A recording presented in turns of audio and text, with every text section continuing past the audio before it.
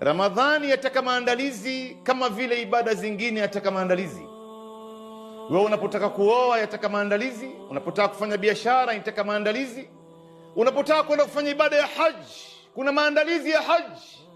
Na Ramadhani naye ina maandalizi yake. Ndugu zangu, maandalizi ya Ramadhani ni kila mmoja wetu kuyazidisha zile ibada ambayo alikuwa anayafanya kabla ya Ramadhani, ili Ramadhani itakapoingia ile joto ya ibada itakuwa ndani ya damu zetu.